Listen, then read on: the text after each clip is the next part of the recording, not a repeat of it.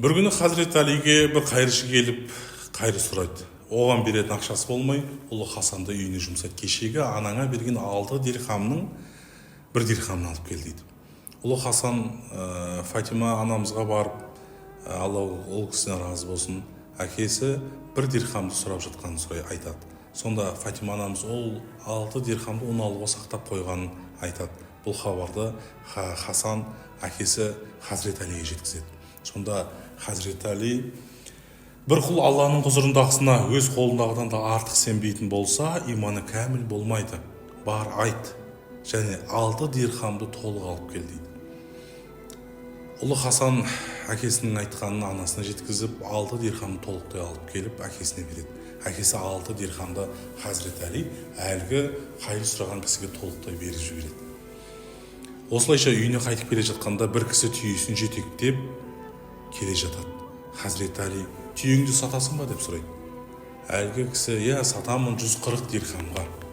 Хазіреті Али, менің қазір саған беретін ақшам жоқ. Егер қарызға беретін болсаң, разы болсаң, түйеңді есікке байла дейді.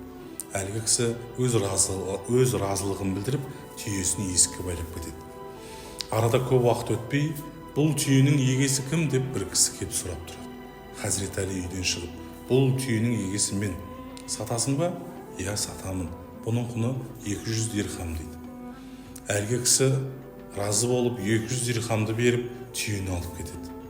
200 дирхамды алған Хазіреті Али 140 дирхамын әлгі қарызға берген түйенің егесіне апарып беріп, қолында 60 дирхамы қалады. Оны үйге алып келіп, Фатима анамызға береді. Сонда Фатима анамыз бұл не деп сұрайды?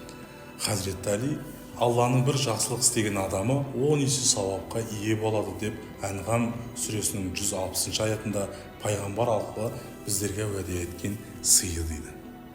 Құрметті жақсылар, Алла Тағала Алла жолында берген нәпақалардың есесін толтырады деп Сәбә сүресінің 39 аятында айтады.